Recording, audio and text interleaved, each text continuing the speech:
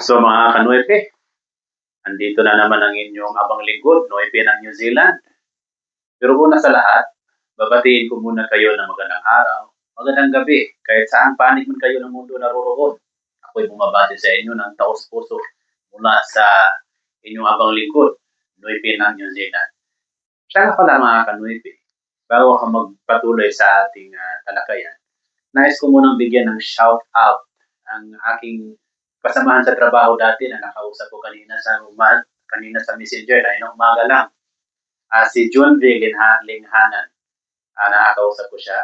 Medyo mahaba yung aming palitan ng mga usaping patungkol sa nakaraan, trabaho. Ito si John B. ay katrabaho ko ito sa kumpanya na tinatawag na Limcaco. Diyan ako nanggagaling sa kumpanya na iyan bago ako dumating dito sa New Zealand. Doon ako nagtatrabaho sa kumpanya na ito. Si John V. ay dating apprentice sa company pero ngayon nakikita ko sa mga sinisend niya sa akin ng mga pictures. Talagang napahanga ako sa bata, talagang magaling. Marami siyang nagagawa na talagang magaganda. Gumagawa siya ng mga signages ngayon, nag-sticker siya ngayon ng mga malalaking signages. Sinisend niya sa akin. Ako'y napahanga sa diyang saludo ako sa iyo, John D. Pagpatuloy mo yan. At gusto ko rin may shout out ang aking mga kaibigan sa Limcaco. Lalo na sa mga best friends ko dyan. May dalawa akong best friends. Hindi ko lang na babanggit. Pero ngayon babanggitin ko kung sino-sino sila. Sila ay sina Genesis Flores, Genesis Flores at si Sherwin Bungyat. Hello sa inyo mga pare ko eh. Saka gusto ko rin batiin ang mga dati kong katrabaho. Itong mga ito ay mahalaga sa akin kasi dahil sa kanila ay talagang natuto tayong lumaban, nahasa. Kasi para sa akin, positive or negative, dapat nating i-appreciate yan. Hindi natin dapat kinukontra ang bagay-bagay kasi tayo ay tao lang. Tayo ay may karapatan na magbigay ng mga saloobin natin bilang part ng isang organization, bilang part ng isang company. Ito man ay maganda, makabuti sa atin o hindi maganda sa atin. Kailangan natin silang i-accept sa buhay natin kasi sila yung magha-harness sa atin para magiging matatag tayo sa pang-araw-araw na laban ng buhay. Ngayon ay gusto kong batiin sina Myrene, Princess, si SP, Cesar, si Timarle, si Terot, Tumpong, Lourdes, Ate Jo, Ricky, Kuya Mike, Kuya Puli, Tuklaw, Alan, July, Bunso, Janet, Ranyas, John, Jonathan, Fritz, Michelle, Ventura, Robasto, at sa mga hindi ko nababanggit, pasensya na kayo. Talagang gumawa ako ng listahan kasi ang hirap ang hirap. Sa dami ba naman ng katrabaho ko sa Limcaco? Sa dami, sobrang dami. Pero lahat ng mga taong ito, sila yung nagbibigay sa akin ng energy para magpatuloy, makibaka, lumaban sa buhay. Kaya maraming salamat sa inyo. Sana pagpalain kayo ng ating Panginoon. At sana magkita-kita tayo sa mga susunod na mga taon pag binala at makauwi tayo pag bakasyon. Magkita-kita tayo. Pero siguro medyo matagal-tagalan pa kasi sa ngayon ay gusto kong naitayo muna yung buhay ko dito sa New Zealand. Kasi nagbabalak kami ng pamilya ko na mag-open ng isang negosyo ng business, family business. At ito ay isang food trailer. Ang food trailer ay nakahanda na. Naihanda ko na siya lahat-lahat. Maliban na lang sa mga permits. kailangan ko ng permits at saka may mga in-order ako na special paper cups para sa business na ito. At ito ay talagang ready na siya kasi yung mga brandings niya, ako lang mismo gumagawa kasi mahal kasi pagka although ang trabaho ko ay bilang isang sign writer o sa Pilipinas, nag-sticker. Sticker ang tawag nila sa amin Pilipinas. Dito sa New Zealand, tinatawag kami dito na sign writer. Pero broad ang coverage ng isang sign writer dito sa New Zealand. Kagaya ko, isa akong artist, painter, designer. So, nagdi-design ako ng mga signages. Nagra-wrap ako ng mga sasakyan. Nagtitint ako ng mga sasakyan. Ano pa ba? Basta marami. Hindi ko lang, siguro mabanggit natin sa mga susunod na videos. Sa ngayon, itong sasakyan, itong trailer, nililittering ko lang. Kumbaga, freehand lettering. Para nung sa ganun ay makatipid tayo kasi sobrang mahal pag magpapaprint pa ako. Ipiprint ko sa wrapping film or sa sticker yung materials. Anyway, brand new naman yung trailer. So, binabagay ko na lang, minamatch ko na lang yung lettering, yung kulay, at saka yung lettering.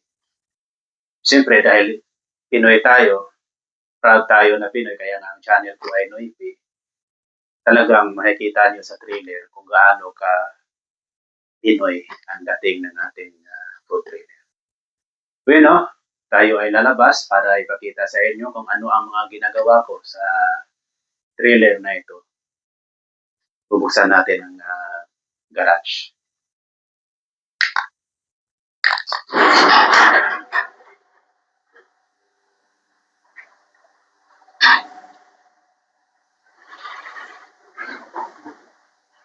Ayan, bukas na ang ating garage, kaya lalabas na tayo at titingnan natin.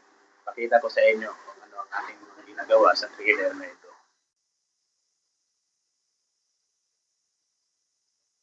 So, bali, dito, nakapark yung aking sasakyan. Yan, yung itim na yan, na may pula, hindi yung may puti. Sa kapitbahay namin yan. At saka, andito naman nakapark yung aking food trailer. So, ayan. Ito yung ating food trailer. So, makikita nyo naman, talagang literal na Pinoy yan. Tatak Pinoy, pero dapat tatak Noipi ang nilalagay ko dyan. So, tatak Pinoy. Ayan. So, nandito sa kabila, yung isang side. Actually, ano lang yan. Littering lang lahat ito. Nililittering ko lang to kasi nagtitipid ako ng pera. Ayokong gumastos ng ng pag-i-sticker. Kung irarap ko pa ito total brand new naman siya. So ginawa ko, nililittering ko na lang. So ayan, ito yung pinakaharap niya. Bubuksan natin para makita niyo kung ano yung itsura nito sa loob at kung ano yung meron sa loob. Bueno, buksan natin. Pasensya na kayo, medyo mahirap magbukas kasi hawak ko yung cellphone saka hawak susi. Yan, bubuksan natin. Itong food trailer na ito, halos lahat ng mga nito ginagawa ko. So itong ilaw, inaayos ko pa yung wiring nitong ilaw kasi hindi yan na ilaw nung dumating dito. Yung signal lights niya, hindi yan na ilaw. Ngayon, may ilaw na yan, okay na yan. Pati itong number plate, yung plate number niya, din yan, hindi din yan na ilaw. So, inaano ko pa yan, kinukunik ko pa dito sa linya nito. Tapos, pati yung kabila na side. So, yan. Ito yung sinasabi ko. Itong mga parts na ito, itong mga cabinets, ginawa ko lang din to. Saka yan, may tubig siya. May tubig siya. Ito yung pinaka lagayan ng tubig. So, dalawang tangke yan. Yung isang tangke niya, itong tangke na itong pipe na ito yung para sa para ito sa madumi na tubig. Dito lalabas yung madumi na tubig. At saka, ito naman, dito lalabas yung malinis na tubig. So, dito manggagaling. Papasok yan dyan. So, papasok dito sa machine na ito. Ayan. So, yan ang tubig niya. Yan ang source. At saka, ito yung pinaka-refrigerator. So, binili ko tong refrigerator na to. Sakto talaga dito sa yung sakto sa, yan. Sakto sa lamisa. Yan, ito yung lamisa. So, sakto talaga yung refrigerator para yung pag ipatong ko yung isang machine dito, kasi ipapatong dito yung machine, may ilalagay ako dito na acrylic. Para hindi siya, hindi ako mahihirapan na ikutin kasi naka-flat na siya. So, ito, galing doon ng acrylic, idiretso ko dito yan. Bali, 20 millimeters yung acrylic. So, yan, hindi pa talaga siya nagagamit. Wala pa, hindi pa nagamit, nakatip pa. May mga tip pa yan. Saka ito yung niya. Ito naman yung exhaust fan ng trailer na ito para pag nagluluto kami ng french fries or kung ano man yung piprituhin. So, dito siya papasok. Dito lahat. So, ito yung control ng lights. Ito yung ilaw. At ito yung control ng fan. Kung gaano kalakas yung fan na gusto mo. So, kumbaga, ito yung niya, isasaksak na lang niyan dyan. So, ito nga pala yung yung wire, yung plug dito sa New Zealand. Ganito ang itsura ng plug. Tatlo yung butas. Saka, yan. Yan, meron pa dito. Saka, meron din doon. So, ngayon, dito sa taas, meron din akong ilaw dito. So, ngayon, ito, bubuksan natin.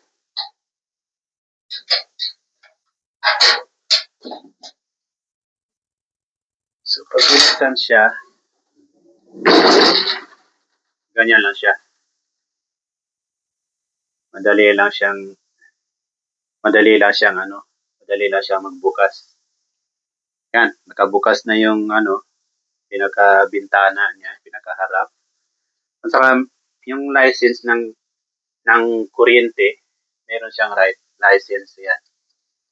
May warrant of electrical fitness. So may warrant of electrical fitness na siya na valid hanggang 2029.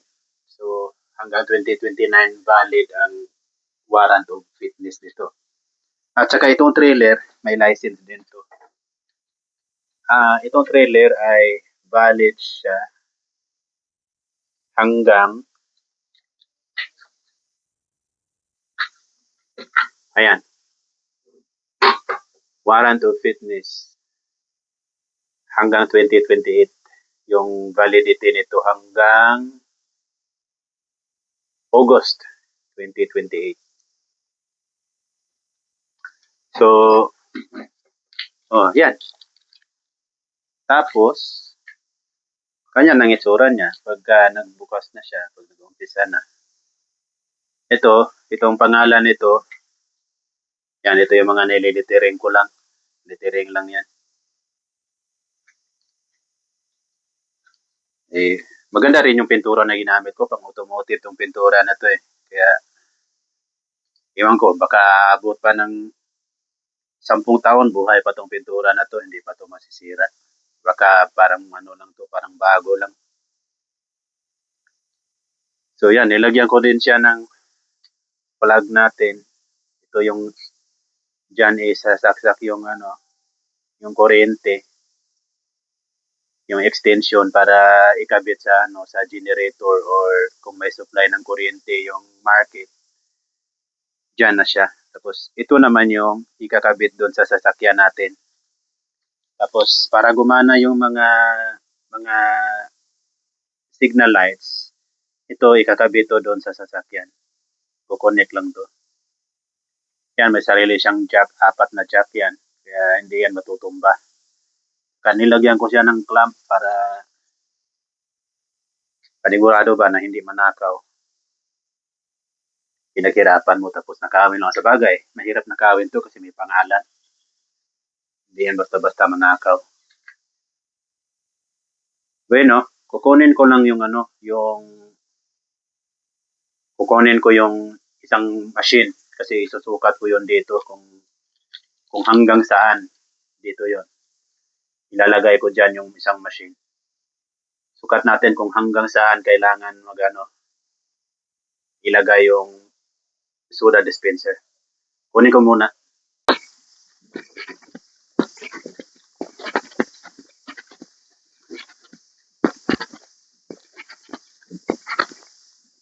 So, ito.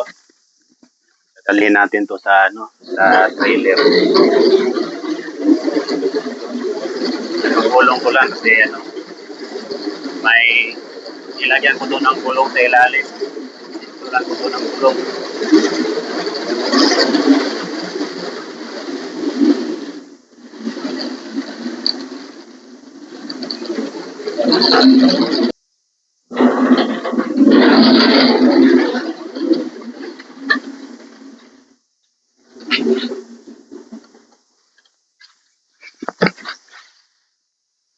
Buksan ulit natin kasi nakalock pala to. Nailock ko eh.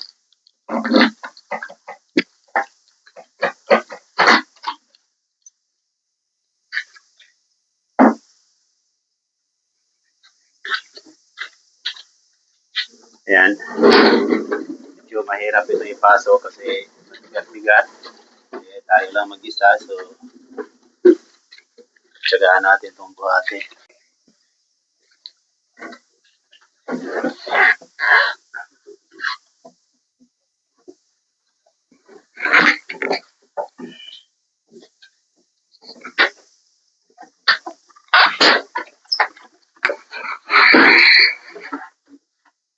Ayan. Problema natin ngayon, paano ito buhatin paakyat? Tayo kasama.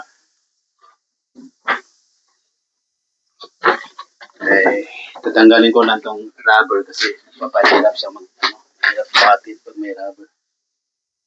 Itong rubber na to, ito yung pinambalot sa yung pinambalot dito sa trailer nung dineliver to dito. Right. Ito tayo. Pasok ako dito para mabuhat ko siya. Tapos iakyat ko siya dito. Naakyat ko na yan dyan. Pagulungin ko na dito kasi may gulong naman to eh. Ang tanong, kaya ba natin to iakyat? Mabigat to eh. Tanggalin ko na naman Tanggalin ko lang yung laman ng bulsa ko para sure. Okay.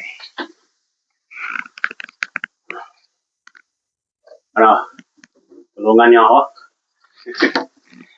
1, 2, 3.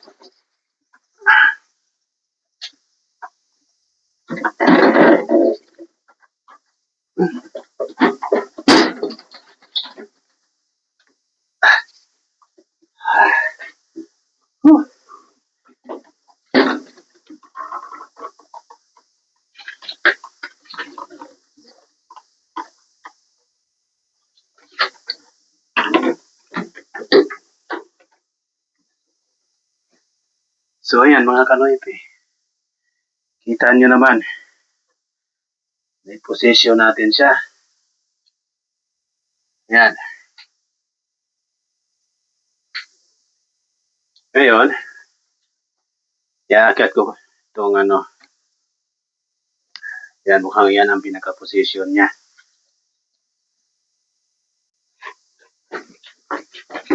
So, mukhang ito yung pinakamaganda niyang position.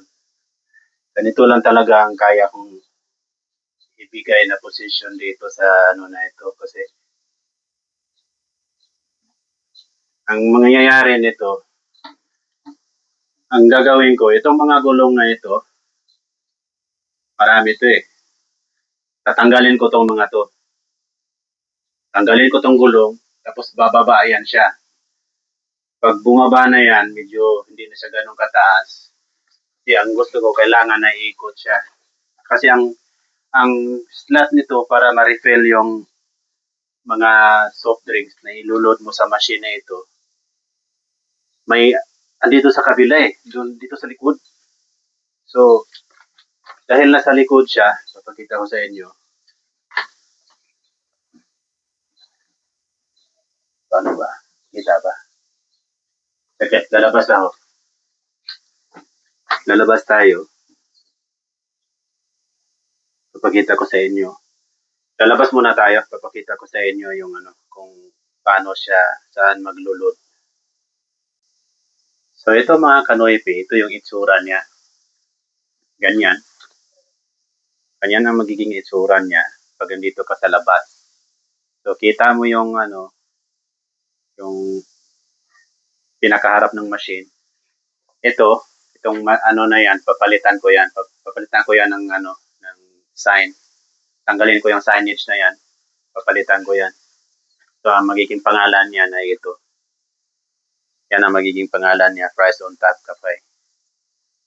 Tapos, mag-install ako dito ng kapal na acrylic, 25 millimeters na acrylic, yung kapal. Yan, ipapalit ko dyan sa mga gulong. Tapos, ito yung sinabi ko sa inyo na gagamitin ko sa machine na yan. Para paikutin yung machine. So ito, makikita nyo ito mga butas na ito. Yan. Yung 4 na butas na yan. Ito yung gagamitin ko para i-screw ko ito doon sa acrylic. So ito, mag-i-screw to sa acrylic. Yung ano na ito. So, pag pinatong mo na yung ito, ipatong mo na dito, pwede mo na siyang ikutin. Kung napapansin nyo, pwede mo siyang iikutin. Yan. Pwede siyang iikutin.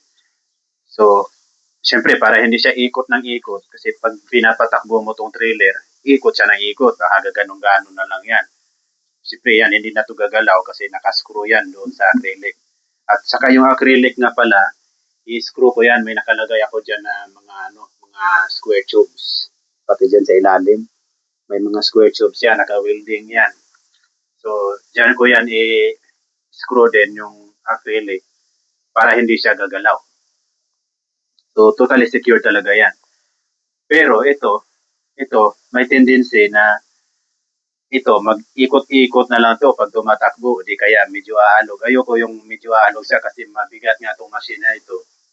Ngayon, magpa-fabricate naman ako ng angle bar na i-aakap ko dito sa likod. So, may dalawang angle bar yan na parang frame, parang pinto na iikot siya doon. Tapos pag naiikot siya, may clip siya na i-clip ko dyan. Basta makikita nyo yan pag nagawa ko na. Nakikita nyo yan. So, yung machine na yan, dito yan siya iikot. Ito na yung pampaikot niya para pag nagre-refill, madali lang. Walang kahirap-hirap. Walang kahirap-hirap mag-refill. Kasi yung refill nito nga pala, ito yung dito lalabas yung mga drinks kung ano yung gusto mo. Ayan. So, push mo lang yan. Push mo lang yung mga yan. Lalabas yung drinks dyan. At dito nga pala yung kung makita nyo yan, yung may susian na yan, yan yung lock niya. At yan yung control niya doon sa kung gaano kalamig yung gusto mo. Yan yung yung pinaka-storage ng mga drinks. Itong machine na ito ay kaya niyang mag-accommodate ng 19 bottles. So, 19. 9 bottles, siyam kabuti ng 2.25 liter na soft drinks. So, yun ang ilalagay ko dyan. Yan ang ilalagay ko dyan. Yan. So, ito, i-connect mo lang siya dyan. Salpak mo na lang to dito. Kasalpak mo niyan. Yan, salpak mo dyan. Dito mo na lang din siya. Either dito or doon sa ilalim. Kasi, naisip ko, ayoko makikita yung wire. Yung wire na yan. Pag nakikita kasi masyadong halata na nandyan yung wire. So, doon ko yan isasalpak sa ilalim. May isa akong extension na ilalagay sa ilalim. Dami na ng extension nito pero lalagyan ko yan sa ilalim. At saka itong bintana na ito, yung bintana na yan, ayoko siyang nakikita dyan. So, gagawa ako ng signage dyan. Lagyan ko yan ng sticker. So, lagyan natin ang pangalan yan. At saka itong salamin na ito, pinto, lalagyan natin yan ng tent. Iti-tent ko yan para walang makikita sa loob. Actually, kita-kita siya pag nagbubukas. Pero ayoko yung pagdating mo sa pinto, nakikita yung staff. Kung sino yung magbabantay dyan. Kasi actually, ang pinaka magbabantay talaga nito ay si Mrs. Siya yung magbabantay nito. For the meantime, siya ang magagamit ng business. Kasi, sa ngayon, nasa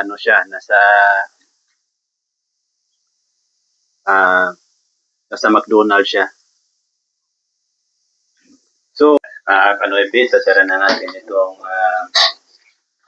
bintana ng ating maliit na food trailer.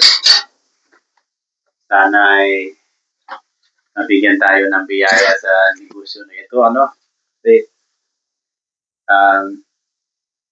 kumbaga lahat ng mga halos pinaghirapan ko, lahat ng mga effort ay binubuhos ko talaga sa maliit na food trailer na ito para nang sa ganun ay madagdagan ang ating income sa bansang ito. So far, masaya ako sa kanyang resulta. Ayan, ganyan na siya. So pag nakakuha na tayo ng permit sa council, dito natin yun ilalagay para kita agad, kita agad na may permit tayo. So, yan, dito natin yung ilalagay. Ka-apply tayo ng permit para sa food and safety, food handling, ganun-ganun. Kukunin natin lahat yun. At saka kukuha din tayo ng permit para sa pwesto kung saan natin itatayo ang ipupwesto ang food trailer na ito. May prospect na kami kung saan namin ilalagay. Meron kami sa North Shore kasi dito na din kami nakatira sa North Shore. So, siya nga pala mga kanoypi, may update lang ako sa inyo tungkol sa nabanggit ko dito sa sasakyan na ito, kung anong taon itong sasakyan na ito. Nabanggit ko doon sa nauna kong video na ito ay gawa noong 2018. Pero ang totoo ay hindi siya 2018. Nagkakamali ang inyong Noipi. So, tingnan natin. Wala pala dito. Doon sa kabila. Medyo na talaga tayo. So, ito nga pala ay Toyota RAV4 E4 hybrid. At ayan, hybrid siya. At siya ay 2020. Ayan. Hindi 2018. Correction po mga kanoy. 2020 po ang sasakyan na ito. Maraming salamat sa inyo. Isa na namang araw na nagkakaroon tayo ng magandang talagayan sa buhay-buhay ko dito sa New Zealand. Sa susunod nating video mga kanoypi, talakayin natin kung paano nakarating ang isang Noipe dito sa New Zealand. Kung ano mga diskarte ang aking mga ginagawa para makarating ako dito sa New Zealand. Talakayin natin yan. Baka ito ay magugustuhan nyo. Ay bahagi ko lahat sa inyo kung paano ako nakarating dito sa New Zealand. Ano ang aking mga ginagawa. Yan, sa susunod nating video, ito ang inyong Noipe ng New Zealand. Sa muli, ako'y magpapaalam at mag-iiwan sa inyo ng magandang araw at magandang gabi kahit saan mong panig ng mundo kayo naroon. Adios, mga kanoype.